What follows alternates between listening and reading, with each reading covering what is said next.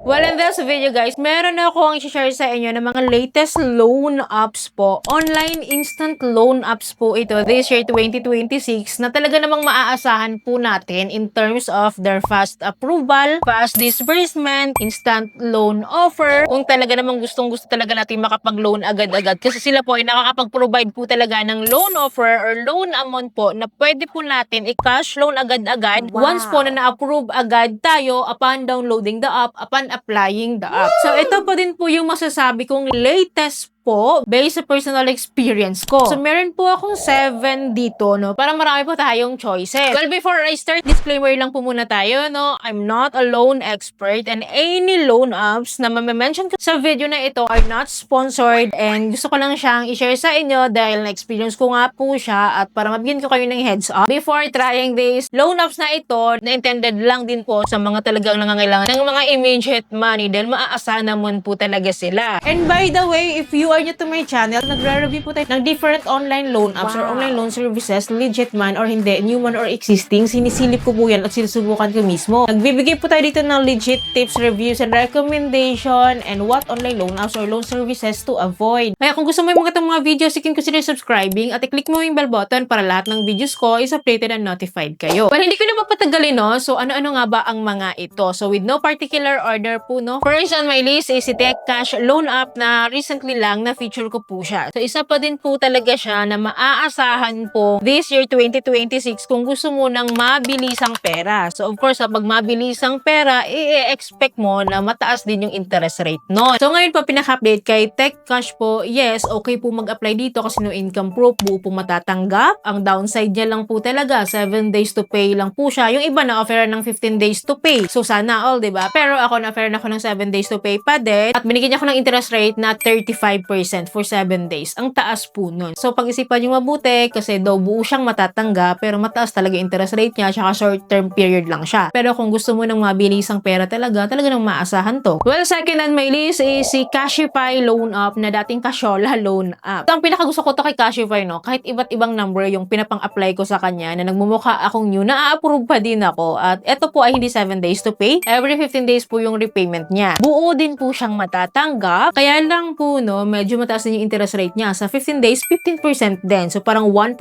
a day. Yun po yung pinaka-effective interest rate niya. Pero meron naman po siyang 1 month to pay. Sa 1 month to pay, nasa 22.7% po yung interest rate niya po sa akin, ha. Pero yun yung standard kay Cashify. Pero in the long run naman daw, bumababa naman daw po ito. Lalo kapag repeat borrower po tayo dito. At good payer, of course. So, again, kung gusto mong mabilisang pera, buong matatanggap, pwede to si Cashify. So, third on my list is si FT Lending na napakadali lang din pong mag-apply. At ito po ay buong matatanggap. At revolving credit siya, ha? At multiple loan po siya. Once po, gusto lang natin mag-loan ng, for example, 10,000 yung loan offer sa atin. At ang ilo-loan lang po natin is 1,000, pwede po. Pwede pa rin po tayong mag-reloan once po na may available credit limit po tayo. So, hindi po siya 7 days to pay. Sa akin po, every 15 days po yung payment niya dito. Pwede pong twice a month of payment. And then for the interest rate, binigyan niya ako ng interest rate for a month of 27%. Mataas, diba? Pero for 1 month to pay po yun. And then kapag pinili ko po yung 15 days to pay, binigyan niya naman ako ng interest rate of 13.5%. Medyo mataas pa din talaga, pero mas quite better naman sila compared sa mga nagsa 7 days to pay, diba? Na matataas din yung interest rates. And again, kung gusto niyo nga ng mabilisang pera talaga or mabilisang disbursement and fast approval, talaga namang maaasahan to. Well, fourth on my list is si Tala loan app na hindi ako nagsasawang ipaglaban talaga si Tala loan app, no? Kasi 3 years ago, meron na nga akong account dito, diba? And then nag-reapply ako, nang nag-reapply dito. At in fairness naman sa kanya, nag-a-accept pa din po siya. And then currently po, may loan offer ako dito at nag-i-increase siya in fairness kapag ginagamit pala. Si Tala loan app po is buo din po siyang matatanggap ngayon at meron po siyang interest rate po of 12% up to 14% po. Monthly po ito. Pero ang maganda kay Tala kasi no, nag-cater siya ng daily interest rate. Nasa 0.43 ata yung interest rate niya daily. So, if ever gusto mo umutang sa kanya ngayon, then within 3 days or within 5 days, babayaran mo na siya. Ang computation lang nun is daily interest rate. Hindi siya aabot ng 12% monthly. monthly. So, yun yung maganda sa kanya. Though meron din siyang service fee na kinukuha ngayon, no, worth 3.99% and one time naman siyang kinukuha. Pero hindi siya binabawas sa ating loan amount. Kaya nga buo pa rin natin siyang matatanggap. So, fifth on my list is si Isnapera Loan Up na siya ding si Kusog Pera Loan Up. So, alam ko, familiar kayo kay Kusog Pera Loan Up na legit po ito. So, wag kayong malito ha. Pareha silang existing ngayon. Itong si Isnapera Loan Up tsaka si Kusog Pera Loan Up. Si Isnapera Loan Up tsaka si Kusog Pera Loan Up ay iisa po. Si Isnapera kasi is downloadable sa Google Play Store eh. Si Kusog Pera Loan Up, downloadable naman po siya sa V-App Store. Pero iisa lang po sila. Well, every 15 days po yung repayment po dito kay Isnapera Loan Up. For 45 days to pay ha. 45 days to pay yung repayment ko sa kanya. Binigyan niya ako ng interest rate of 21%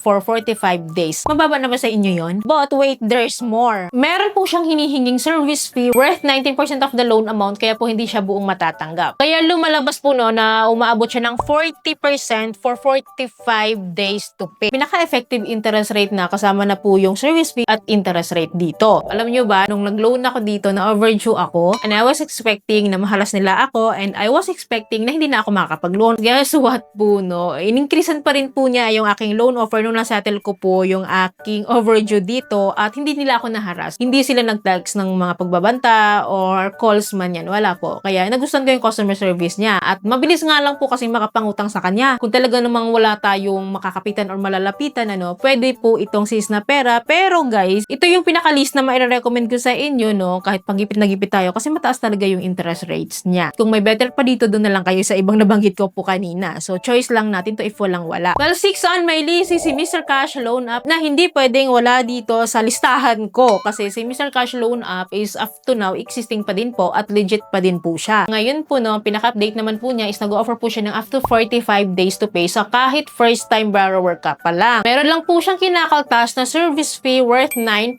of our loan amount. Kaya hindi po siya buong matatanggap. Pero at least 9% lang no na service fee sa whole loan amount na po yun. And kung nangangailangan ka, pwede mo siyang malapitan. Pero hindi ito rin yung first choice mo, hindi rin ito yung second choice mo. If may choices kayo other than Mr. Cash, yun na lang yung piliin nyo kung mas mababa siya. Kasi kahit pa paano, may kataasan ng kaunti naman din talaga itong si Mr. Cash Loan Up. Well, it's up to you na lang po, no? If ever kung gusto mo siyang utangan kasi nakita mo naman kung magano yung service fee or interest rates niya po. So, of course, no, mas advantage pa din sana kung buo po natin siyang matatanggap. Pero legit po na nakakapangutang naman. Well, lastly guys, 7th on my list is si Fido PH na lavan talaga ngayon. Na talaga naman namamayagpag itong si Fido PH Loan Up. Guys, ito yung the new Mabilis Cash Loan Up for me dahil hindi ko na talaga bet si Mabilis Cash ngayon dahil napakataas ng qualification niya na ngayon. Though maganda si Mabilis Cash pero Fido PH Loan Up is the new Mabilis Cash for me kasi halos para sa sila ng atake. Kapag inutangan mo siya, nag-i-increase siya. Every 15 days po yung kanyang repayment at kahit first timer ka, bibigyan ka niya ng up to 2 months to pay or 4 terms. And then meron po siyang effective interest rate of 15% monthly. At ito pong si Fido PH ay buo po siyang matatanggap. O diba ang ganda? If ever nangangailangan tayo ng buong pera na kailangan talaga natin na mag-loan ng ganyang amount, no? So we can consider Fido Loan Up talaga na masasabi din na we can even choose Fido Loan Up. Kasi based sa experience ko, nakatatlo na akong loan sa kanya. Hindi naman po niya ako naharas and then maganda rin naman yung repayment plan niya kasi kahit paano magaan lang. With the interest rate, okay na rin sa akin kasi pasok pa rin naman siya sa standard cap po ng VSP. So ito din yung masasabi kong laban na laban din na loan up talaga sa lahat ng na-mention ko kanina. Pero lahat naman po na na-mention ko are legit po yun. SEC registered and then CIC accredited din po sila. And I hope no kasi ang balita po dito is lahat po na legit po na nakaregister sa SEC website is magkakaroon po talaga ng lowering of interest rate at mababa po talaga yan. Kaya stay tuned lang kayo if may account kayo dyan. Abangan natin yung kanilang pagbaba ng interest rate since sila naman po ay legit. Well, those are my top latest online loan apps or loan services